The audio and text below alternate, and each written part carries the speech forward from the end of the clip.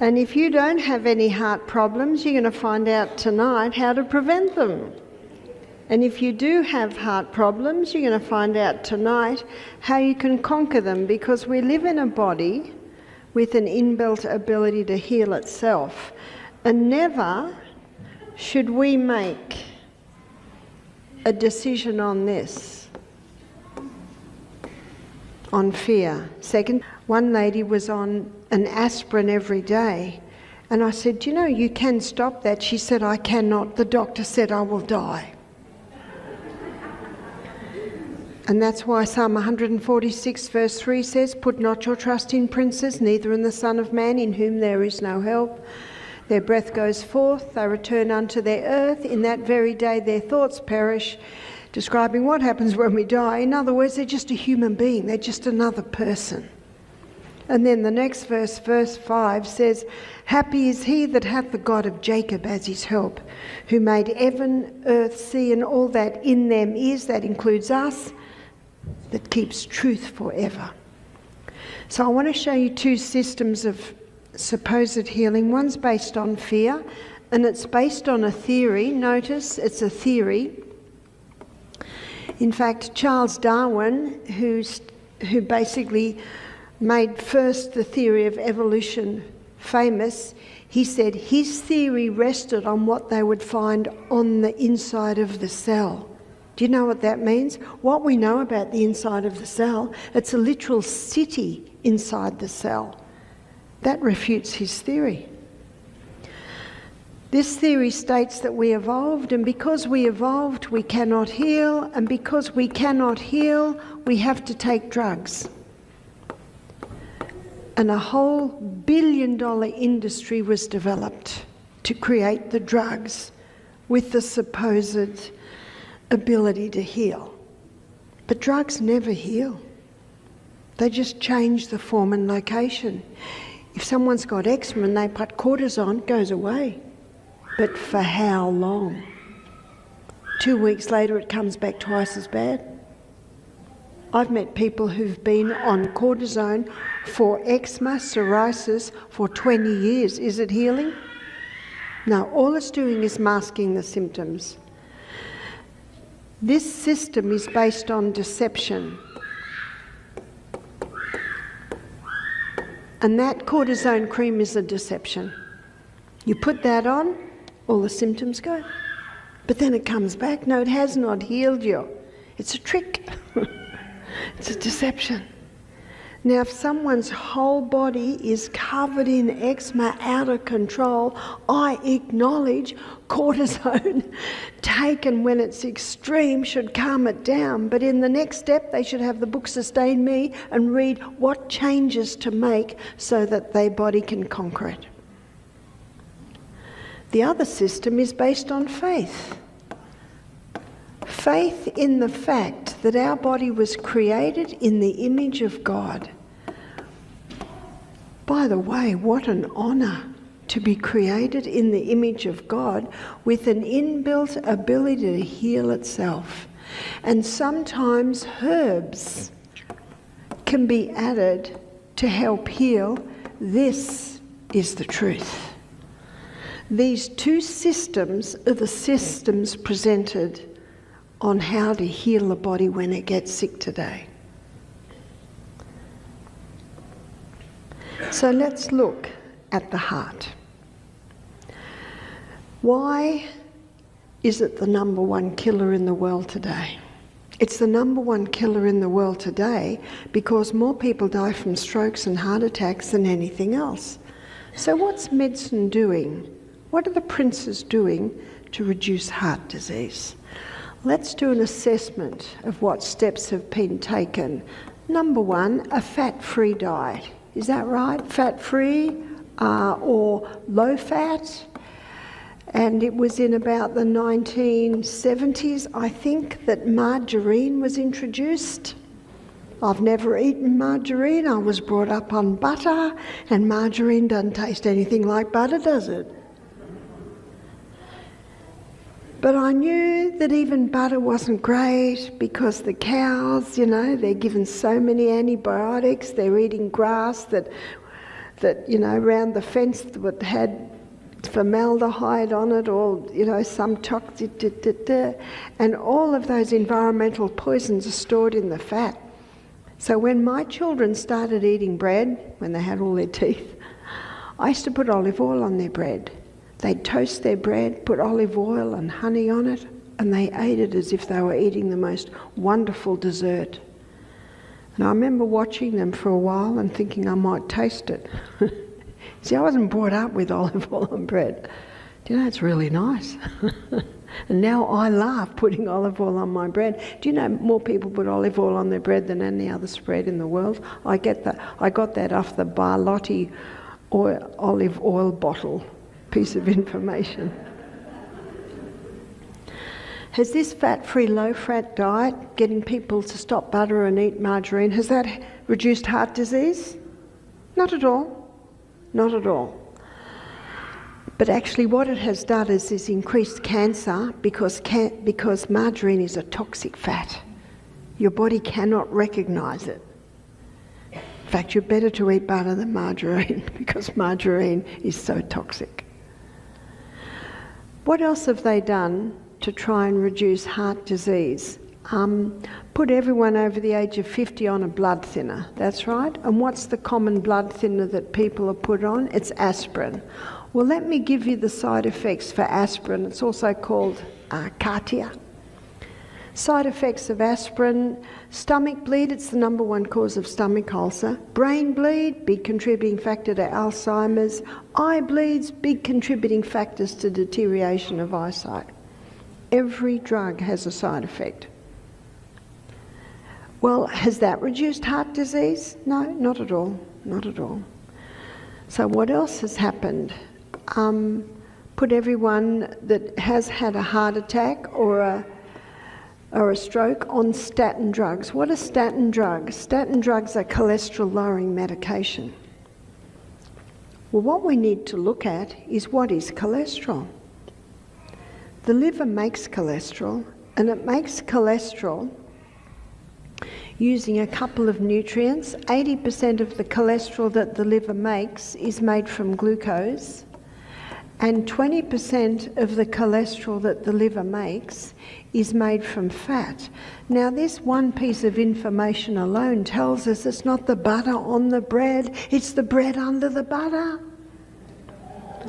The wrong guy's been shot. It's not the olive oil on the pasta, it's the pasta under the olive oil. But as I showed you in the last lecture, it's what they've done to the wheat.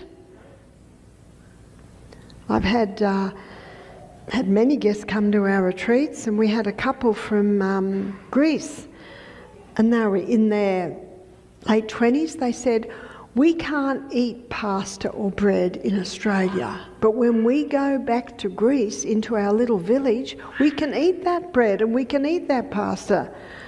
That's because in that little village they've still got the original wheat. They grow the same wheat year after year. It hasn't been hybridised in Australia. But when we go... So let's look at cholesterol. There are two main types of cholesterol. One's called high density lipoprotein, LDL. That's not quite right. HDL. That should be a D. L. High density lipoprotein. High density lipoprotein is called the good guy, the good cholesterol, because it's the carrier of excess cholesterol back to the liver. Low density lipoprotein, or LDL, is called the bad cholesterol, but the body doesn't make bad things. LDL has a purpose. It's the repairer and the rebuilder. And as a repairer and a rebuilder, you'll always find it wherever there's a need for rebuilding and repairing. But LDL does something else. LDL delivers cholesterol to the brain because the brain loves cholesterol. The brain is the fattiest organ in the body. The membrane around every cell is 50% fat, except for the brain, it's 70% fat. And the brain loves burning fat as fuel because fat gives more than twice the units of energy that glucose does. We had a midwife attend our program. She was in her 80s and she'd worked in Africa for 20 years. She said at one point the African babies were not developing properly. So they investigated why the babies' brains, their milestones weren't happening, and they discovered that the African women were watering down the powdered milk. And these babies weren't getting enough fat. The fattiest food on the planet is breast milk in the first month. In fact, the food that has the highest cholesterol levels is breast milk in the first month. Second month it's getting a little bit less because that developing brain must have fat. Go into the supermarket, this is a little bit of homework for you, and go to where they have baby formulas and have a look on the baby formulas, and every one of them has an addition of a saturated fat. It'll either be palm oil or coconut oil, because that developing brain must have fat. Let's go to the other end of life. Let's go to the latter years of life. And what's happening in Australia, 1,700 cases of Alzheimer's is being diagnosed every week. Alzheimer's. In fact, there's no record of it in the Bible, our oldest history book. And Alzheimer's was almost not known over 100 years ago. Is it around the time this fat-free theory came out? It's not the only cause, and we're looking at Alzheimer's as another meeting. It's not the only cause of Alzheimer's, but I believe it's a contributing factor. Because the side effect of the statin drugs, and two popular ones are Lipitor, Crestor, and all your statin drugs, how do they work? They inhibit the pathway in the liver that makes cholesterol. That's how they work. But that same pathway that the liver uses to make cholesterol, it uses to make coenzyme Q10. And coenzyme Q10 is our heart protective enzyme. So someone can go on cholesterol-lowering medication with the hope to prevent a heart attack, and they can increase their risk because they've now lost coenzyme Q10. Every drug has a side effect. And the side effects of the statin drugs are Alzheimer's, dementia, muscle wasting, memory loss. They've just added another one, and that is breast cancer. Because as you'll see later in the week when we look at hormones, all our hormones are made from cholesterol. If you haven't got a correct cholesterol level, you're not going to make your sex hormones. Dr. Malcolm Kendrick, who wrote the book, he's a British cardiovascular surgeon who wrote the book, The Great Cholesterol Con, and that's quoted, I've got that in my book, Sustain Me, in the Heart chapter. He said, for the first time, normal levels of a normal vital body substance is being called a disease. That's cholesterol. It's important. So let's have a look at the blood vessel and how these two work. I'd like to get a red for this. Hopefully it's going to behave. So here's our blood vessel. And cholesterol, the LDL, it sits on the edge. And the reason it sits on the edge of the blood vessel is because of its low density. HDL, because of its high density, sits in the middle. And what's happening in the blood is that the arterial walls are breaking down because of environmental poisons. So we have many books in our library at home, and they're quoted in my book, Sustain Me. The Great Cholesterol Con by Dr. Malcolm Kendrick, The Great Cholesterol Lie by Dr. Dwight Lundell, a cardiovascular surgeon that's performed 10,000 bypasses. And he's written a book, The Great Cholesterol Lie. An Australian PhD, Dr. Peter Dingle, he wrote a book, The Great Cholesterol Deception. There's another book, The Great Cholesterol Hoax. Johnny Bowden wrote a book, The Great Cholesterol Myth. We're running out of names. And so Dr. Natasha Campbell McBride, the name of her book is Put Your Heart in Your Mouth. I guess there were no more names. Now, the first 3 chapters of her book, she shows that it's deterioration to the arterial wall that is causing a breakdown.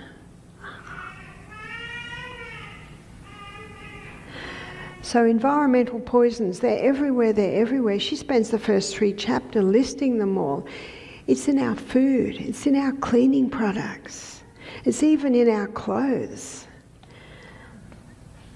Nap. You won't sleep well if you sleep with these fabrics, nylon, acrylic, polyester. In the Industrial Revolution, these fabrics were created in a chemical laboratory. Did everyone get that? A chemical laboratory. They're chemicals, and if they're on our skin, especially the ladies, you see men, it's usually cotton underwear, cotton undershirts, cotton shirt, cotton jeans, whereas the lady like the pretty things. And a lot of those pretty fabrics are made out of nylon, acrylic and polyester. And many ladies have gone to them because you just wash and hang and you don't have to iron, you can pull them out of your suitcase. It's a great deception because little by little these chemicals are coming into the body through our skin. So ladies, you go to an underwear shop and try and find a bra that's made out of natural fibre. It's almost impossible. But I know I'll tell you a funny story. When I was here 2 years ago, I was in, I think it was Coeur d'Alene. There's a Trader's Joe's there. And there was this big stand of underwear and leggings and singlets and tops. And it was all made out of bamboo. It was called Boody, B-O-O-D-Y. I got so excited. So I spent $200 buying all this stuff, leggings for my daughter, and I went home and I'm taking the brand off and I read the fine print, made in Australia. It's an Australian brand. So here am I filling my suitcase with something going back to Australia. And that's how I know that hopefully Trader Joe's in Coeur d'Alene still have that stand. So you can buy them, you just need to search out. And we the consumer have power. If every single woman would only buy bras out of natural fibre, that would change the store. But little by little, I mention this, and when we look at hormones, you'll see that it's also disrupting the hormones. But these chemicals are coming in, and what they're doing is they're effectively damaging the little endothelium cells that line the arteries. Little by little, in our food, in our cleaning products, what you're washing your clothes with, because remnants are still in the clothes. It's not the odd day you wear a polyester nightshirt or the odd day you don't. It's what you do every day, every day, every day. My daughter bought me a linen nightie. I look like I'm out of Little House on the Prairie. this big nightie, but oh, it's so nice to sleep in. And we spend a third of our life in bed, so be very careful on what are your sheets made out of, what's your pillow made out of, what are your blankets made out of.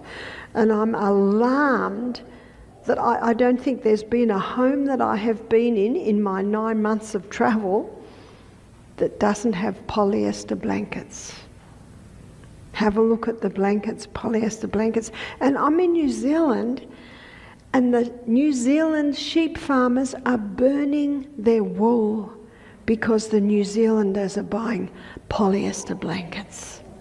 And when I was in Scotland last year, I said, stop buying the polyester, support your local industry, support your sheep farmers, buy wool. And I was signing books and a young woman came up and said, I'm a shepherdess. Thank you so much for what you've just said. We're using our wool as mulch around the trees.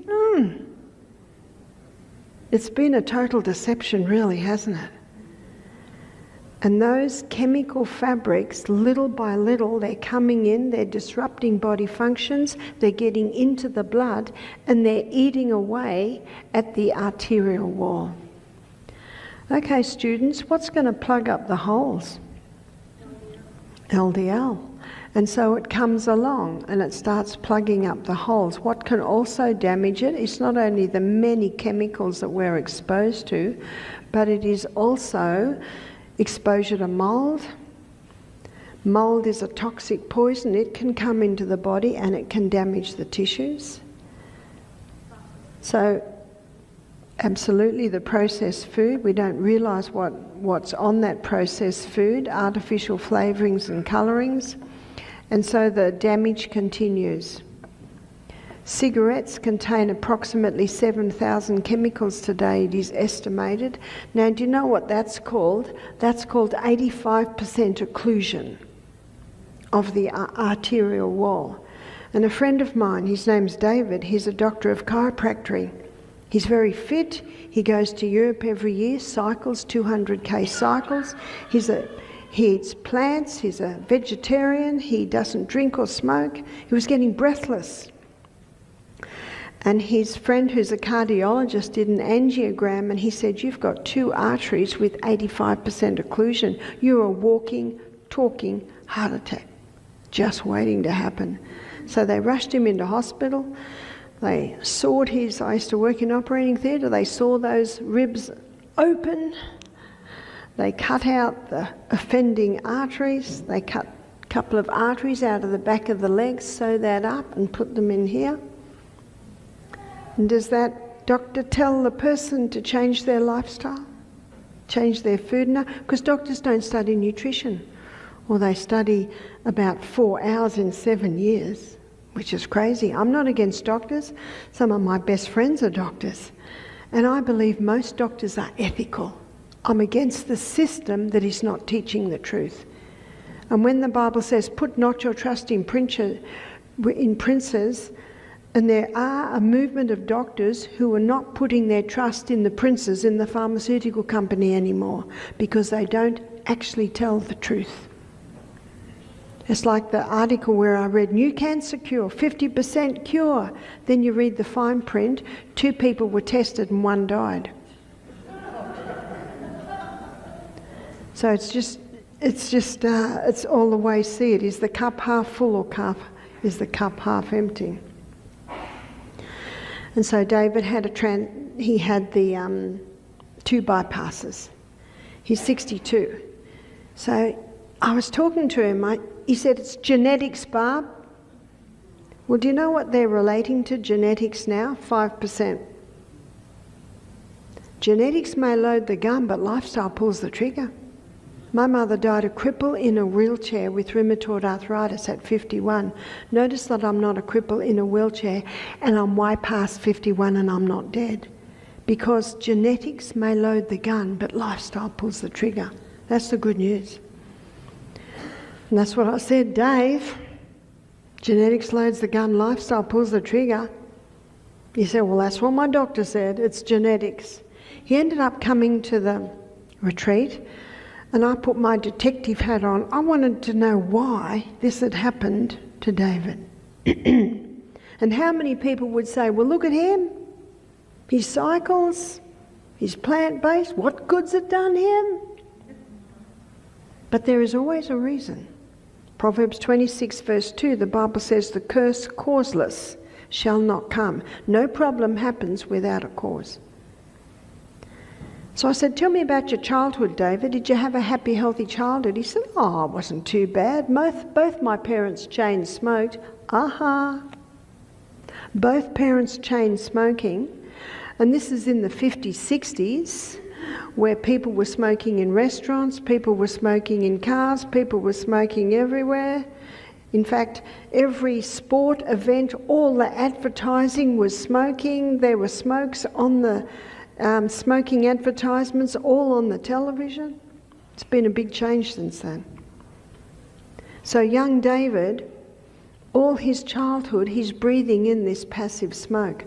I'd like to suggest that by the age of 15, I wouldn't be surprised if David had about a 20% build-up in his arteries because of that toxic passive smoke that he was breathing in, which was coming in and damaging the arteries. And then he told me that when he was 50, he wanted to put on muscle, because unfortunately David was doing what many vegetarians do. They're not eating enough protein. Cereal and toast for breakfast, sandwiches, lunch, pasta for tea, liked his sugar biscuits. Oh, it's vegan. I don't call myself a vegan anymore because I discovered that chemicals are vegan. I call myself plants. I eat plants. It's like when I was at one function and they had carrot cake and there was this white fluff on top. I said, "What's that?" They said, "It's vegan. It's vegan." And I said, "I know cow's cream and I know coconut cream, but what's that?" Because it was pure white, which concerned me.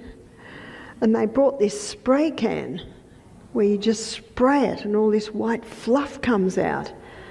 And that immediately put me off, and I looked at the ingredients and they had all these damaged oils and chemicals and refined sugars. I said, "I'll just have the carrot cake, thanks."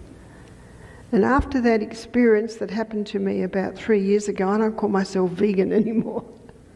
That's when I realised, do you know, they'd be better eating cow's whipped cream on their carrot cake than that stuff. And I'm afraid it's situations like that that give that word vegan a bad name. It's like one house I stayed in. When I opened the fridge, it was all these pretend meats, pretend cheeses, and I said, "Look, I love cooking. Do you mind if I do the cooking?" I showed them how to cook. So all of that stuff was still in the fridge at the end of the week. What did I cook? Potatoes, sweet potato, broccoli. In the back of Sustain Me, I've got several delicious legume recipes, and every meal the father's saying to the mother, "Did you get this recipe? Did you get this recipe?" Beautiful food. Not expensive, it's just knowing what to do. So that was David. He was the typical, unfortunately, many vegetarians today, or vegans, cereal and toast for breakfast, sandwiches for lunch, sweet cookies mid-morning and afternoon. He wasn't getting enough protein. So he decided to eat tuna every day. After 10 months, he had all the symptoms of mercury poisoning. You see, mercury is bioaccumulative, so the bigger the fish, the higher the accumulation of mercury. And that mercury was coming into his blood and damaging the walls of the arteries. So now we've got more build-up, more build-up, more build-up, more build-up, more build-up. Something else, he was having such a high carbohydrate diet. And all through our blood, there's little protein molecules. And on the high carbohydrate diet, releasing too much glucose, that glucose connects with the protein molecules and creates something that they call ages, and they stick to the arterial wall. And the number one cause of heart disease is the dislodging of these little molecules of glucose and protein moving and getting stuck. And if that's in the carotid artery, that's a stroke. And if that's in the heart muscle, that's a cardiac arrest. That's the number one cause of heart disease. Can you see it's not one thing that causes heart disease? Can you see it's a whole lot of little bits and pieces? To say that cholesterol causes heart disease is like saying that the fire trucks are causing the fire. Well, they must. They're always there. They're the one common denominator, so they must be. And that's what's happened with cholesterol. And that's why all the books that I quoted to you, that are all listed in my Sustain Me book. And the reason why the doctor says you must be on this medication is because the pharmaceutical companies tell him that. Something else that's happened, and this is a little bit scary too, is regarding heart disease. to try and reduce heart disease, they've done something else. Number one, they've lowered the levels. What do I mean by that? They've lowered the levels. Well, it was probably about 10 years ago now.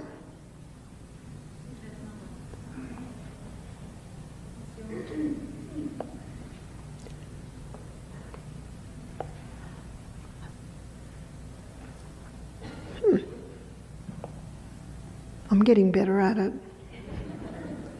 It was about 10 years ago I attended a program in Alabama, and there was a nutritionist during the program. She was 69. She said, I've got the advantage of being schooled in university 40 years ago. She said 40 years ago we were told that it was perfectly fine to have a cholesterol level of 300. Did everyone hear that? A cholesterol level of 300. She said it was perfectly fine. And last year in Maryland, I was talking to a pathologist. She's retired, so she was in her mid-70s. She said, my job was to test blood for cholesterol levels, and we considered a cholesterol level of 350 perfectly fine. And it was only 4 months ago, a friend of mine who lives in Wisconsin, she went and had a blood test for her insurance, her life insurance, and her cholesterol levels were 280. And they gave her her full insurance. That didn't bother them at all. And yet, what are you told now? I think currently the doctor will say you cannot go over 190, is that right? It's a lie, it's a myth, it's a hoax. And the Framingham Heart Study, it was set up to prove that cholesterol causes heart disease, but it never has. And it's done in the little town of Framingham. I think 30,000 people. It's been going for 30, 40 years. Some die, more come on. But what it did prove is that people with high cholesterol levels don't get Alzheimer's. Do you need a moment's silence to digest that? People with high cholesterol levels don't get Alzheimer's because the brain is the fattiest organ in the body and it loves fat. But also there's fats and there's fats. There's the dangerous fats, which are your altered fats, which we looked at in our last lecture. And when you go into the supermarket, have a look at them. They're in clear plastic bottles and they're the cheapest ones. Don't touch them. Not only are they interfering with the uptake of glucose at the cellular level, contributing to diabetes, but they are also damaging the arterial wall. Margarine, because it's an altered toxic fat, it also damages the arterial wall. If a person goes under 150, they're not going to be making their sex hormones because all our sex hormones are made from cholesterol. They're not going to be able to make vitamin D because vitamin D, when the sun hits the skin, it converts a form of cholesterol just under the skin to vitamin D. You don't have enough cholesterol, you're not going to get enough vitamin D. Remember what Dr. Malcolm Kendrick said, for the first time, normal levels of a normal vital body substance is being called a disease. That's cholesterol. He said, I'm still waiting for the proof that fat causes heart disease. Did you hear that? There's no proof. And Ansel Keys from Minneapolis, he is the researcher that first put the theory forth that fat causes heart disease. And in the book, The Great Cholesterol Con, Dr. Malcolm Kendrick quotes him. He says, we're pretty sure the evidence will come. Is that science? It's actually a theory. It's an ungrounded theory. And here we are 70 years later and it still hasn't been proven. But what has exploded is Alzheimer's and dementia on this fat-free diet. Not the only cause, as you will see when we look at it later in the week, but I believe it is a contributing factor. So you might say to me, well, Barbara, what are your cholesterol levels? I don't know. I'll never have a blood test, so I'll never know. Do you have to know? Everything works. And how many people have the test, find out that they're maybe 220, and then fear? Is that right? Fear, because the prince says, you've got to go on the statin drug straight away or you might die from a heart attack. So let me tell you the story of Dr. Dwight Graveline. He wrote a book called Lipitor, Thief of Memory. He's a doctor and an astronaut. I think he was in about his early 50s. He went and had his yearly blood test, and the doctor said, his cholesterol levels were 220. He said, oh, it's a bit high. So he put him on Lipitor. 6 weeks later, his wife found him out in the garden. He didn't know who he was. He didn't know who she was. He didn't know where he was. So they stopped the Lipitor, and within 48 hours, his mind was clear again. 10 months later, he went back for his yearly blood test. His cholesterol levels were still 220. Doc said, I want you to go back on that medication because we don't want you to have a heart attack. Well, he doesn't want to have a heart attack. No one wants a heart attack. And Graveline said, I'm not going back on that. I nearly went mad on that. And the doctor said, oh, that's very rare. Why did the doctor say that? Because the princes in the pharmaceutical company tell him that. He said, all right, half dose. So he went on half dose. Why did he go on half dose? Through fear. 6 weeks later, his wife found him out in the garden. He didn't know who she was, didn't know who he was, didn't know where he was. Stopped the drug immediately, and within 48 hours, his mind was clear. It's not rocket science, is it? So he put his story up on social media. It was picked up, and he was asked, can we put this out there? He said, be my guest. Within hours, thousands of hits. The same thing happened to me. How many people have Alzheimer's because of the statin drugs they're on? If you are taking statin medication, you can stop immediately. There will be a side effect though, I'm warning you. Your memory will return. That's the only side effect. There's no other side effect other than a plus. One lady said, well, what can I take to replace it? I said, why do you want to replace it? We need that cholesterol. Remember what Dr. Malcolm Kendrick said? I quote the cardiovascular surgeon, the British specialist. He said, for the first time, normal levels of a normal vital, did you hear that? Vital body substance. We need it to make our sex hormones. We need it to make our vitamin D. We need it for proper brain function. We need it. I'd also like to suggest, is there a need to have a blood test? Is there a need? I don't have blood tests because I don't have a need. Someone said, well, how do you know if there's something wrong with you? My body will tell me. My body will tell me if there's a problem. Everything works. Why does everything work? Everything works because I take steps.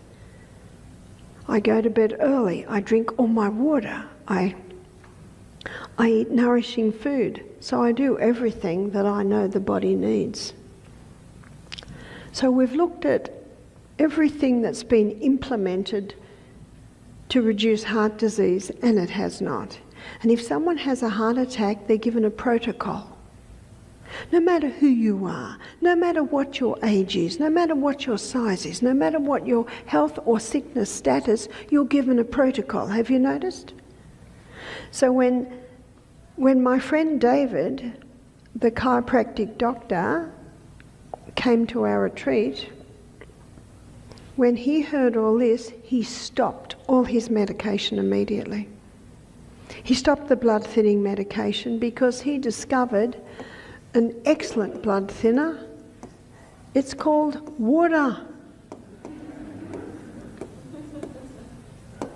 How do I know? Because at Misty Mountain I used to do a live blood analysis, and the blood should be like this. And occasionally, maybe in about 5% of people, the blood was like this. It was all clumped together. And I'd say to the person, have you had any water to drink today? No. I didn't drink water because I was travelling and I didn't want to have to keep stopping. I said, I can't read your blood because it's all clumped together. And they start drinking. And the next day, their blood looks like that. So that's how I know that water is a powerful blood thinner. And what are people told if they have I have to just go with this little by little. And what are people told if they have high blood pressure, if they've had a stroke? They're told not only to stop the fat, but they're told to stop salt. Is that right? Well, let me give you the salt issue. But first of all, blessed blood thinner is water. Oops, come over here. Water, and that should be 8 glasses a day. 8 8-ounce glasses. Start early, little by little. Are you going to bed with water next to your bed? Pardon? Great. Who's the winner when you do that? We are. Also cayenne pepper. Cayenne pepper is quite a powerful blood thinner. It's far more potent than rat poison, warfarin. That's what it is. And if someone is on warfarin, hopefully you're not, because it's a very dangerous drug. One man said to me his nose started bleeding, and every time he brushed his ham, it started bruising. He had bruises all over him. I said, you can stop it straight away as long as you I would take a capsule of cayenne pepper a day. If your body's handling that, go up to 2 capsules 3 times a day. In fact, you could take a bucket of cayenne pepper a day and your nose will never bleed. You could take a bucket of cayenne pepper a day and you will never bruise. But I don't know anyone who has a bucket a day. Let's just go back to the capsule or 2 capsules 3 times a day. They're powerful blood thinners. Breath. Breath can make a difference. How does breath make a difference? When we breathe through our nose, we balance as blood gases. What are the blood gases? One blood gas is carbon dioxide. You can have too much carbon dioxide and you can have not enough carbon dioxide. And what nose breathing does is it keeps the correct balance of carbon dioxide. The other gas that's balanced by nose breathing is oxygen. We have 25 trillion red blood cells. We have 100 trillion cells in our body. 75 trillion are the cells that we've been looking at with its energy cycle. 25 trillion are red blood cells. And remember, the red blood cell carries the oxygen and it carries it on the hemoglobin. And hemoglobin has 4 docking sites for oxygen. And when the oxygen comes to the hemoglobin, there's a transfer. And there must be 4 molecules of carbon dioxide to be able to pick up 4 molecules of oxygen. When you breathe in through your nose and out through your mouth, you lose too much carbon dioxide. But when you breathe in and out through your nose, it balances those blood gases. So to get more oxygen into the cell, we need to make sure we've got adequate carbon dioxide, because it's a transfer. It's a transfer. So if there's only 2 molecules of carbon dioxide on the hemoglobin, only 2 molecules of oxygen can be picked up. And when you breathe out through your mouth, you lose too much carbon dioxide. So in and out through the nose. Even when you're exercising, you can train yourself into it. I have trained myself. Even running up a hill, I only nose breathe. You think that if you open your mouth, you'll get more oxygen, but you're not going to get it at the cell, and that's where we need it. But when you breathe in and out through your nose, the nose balances the carbon dioxide and oxygen levels. Something else that we breathe in when we breathe through our nose is another gas, and that's nitric oxide. And nitric oxide is only created when we breathe through our nose. It's created in our sinuses. When we breathe through our mouth, no nitric oxide. Now, the reason I'm mentioning this now is that carbon dioxide and nitric oxide are vasodilators. What are vasodilators? Vasodilators are agents that open the blood vessels. Also, cayenne pepper is a vasodilator. And when you open those blood vessels, you get a better delivery of blood all through the body. And that takes pressure off the heart. Do you know what that means? It eases blood pressure. Just breathing through the nose, in and out. You'll get better at it.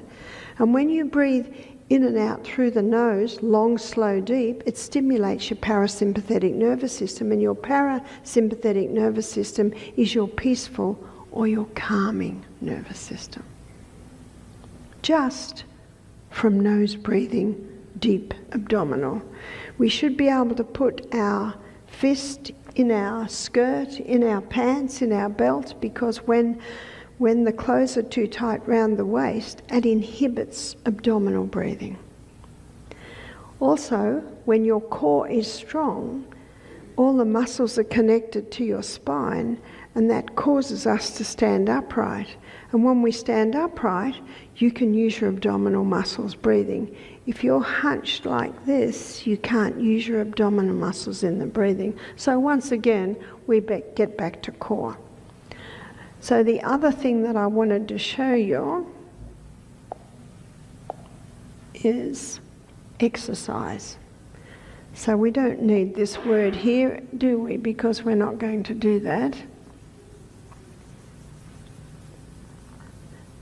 And as I mentioned in the last class, the high intensity interval training was first looked at to help athletes in training for sports events, and they found that when they trained with the high intensity interval training, they had an edge.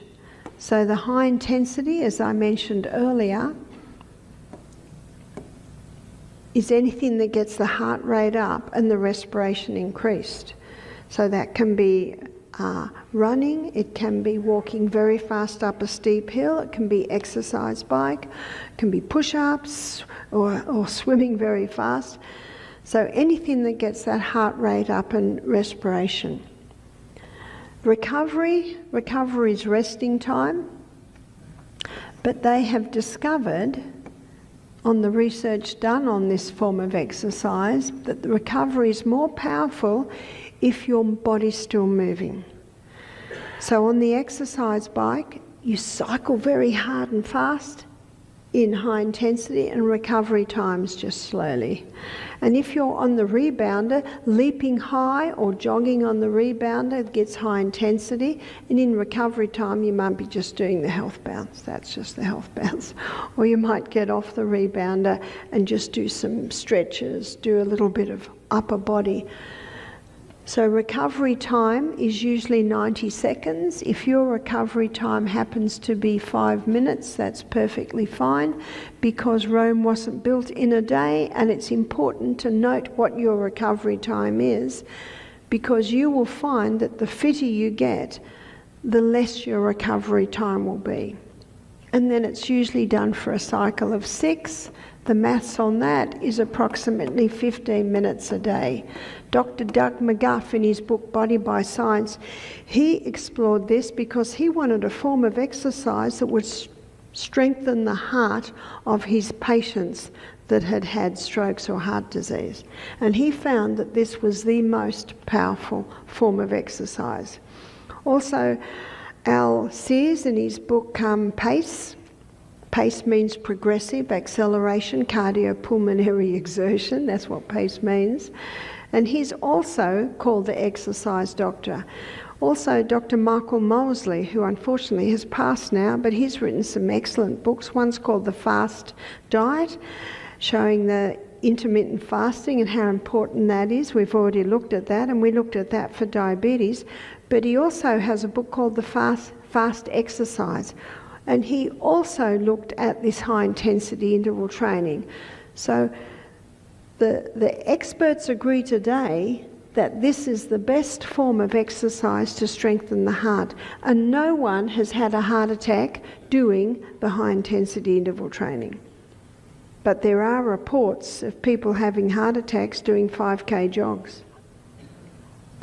And the reason is that our cells and our body need that recovery time to mop up lactic acid, to actually get the heart rate down a little bit, respiration, and then go it again. And you have a look at children. No child jogs. They either run for their life or stop. Have you noticed? Again, it's the high-intensity interval training. It became popular just before the war, and then with the war, a lot of things were lost.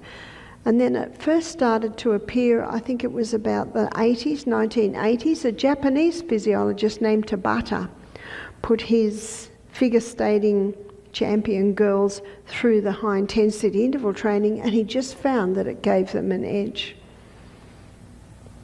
So stopping and looking at the view isn't an excuse because you can't keep going up the hill. It's an important part of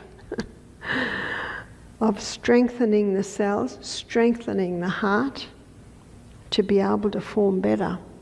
And that's what Doug McGuff found. He found that his heart patients were recovering and performing so much better on the high-intensity interval training. You just got to find out what works for you. Just find out which exercise suits you. The best time to do it is in the morning because you reap the benefits all day long. So as you can see, we haven't actually defined it, but the Sustain Me principles, once again, as the author Ellen White in her book Ministry of Healing, she says they're the true remedies, and I found that to be true, and you can apply it to every health problem in the body. When you start drinking more water, when you start going to bed earlier, when you start eating a plant-based diet, when you start having a bit of sunshine every day, when you implement this exercise program every day. And remember what 1 Thessalonians 5:21 said? Prove all things. Prove it and see what it does. And what you will find is what I found. I never used to exercise, but I went away because I thought I'm busy all day. And it was in New Zealand, and the girl I stayed with, she said, I do a 5K walk every day, want to join me? After 3 kilometres, I could hardly keep up with her. And I was very embarrassed because I'm the health teacher. This is 18 years ago.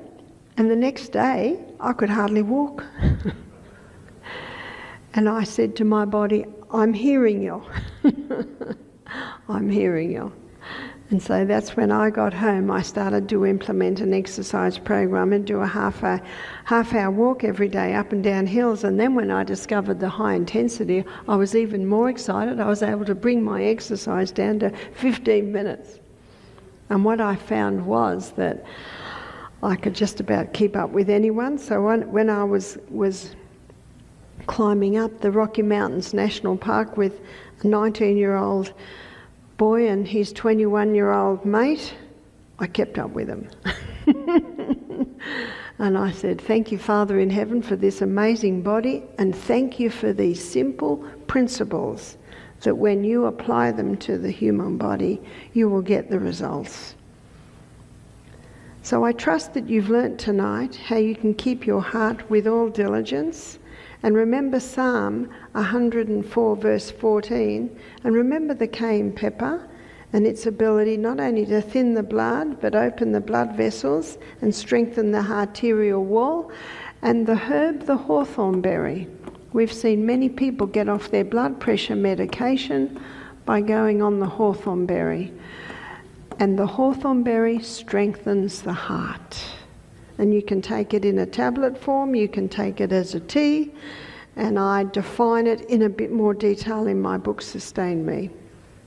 So once again, we've been discussing this incredible body and its inbuilt ability to heal itself, and I know now everyone's excited to go home and get to bed early so they can get up early and try the high intensity interval training after they've drunk their water. And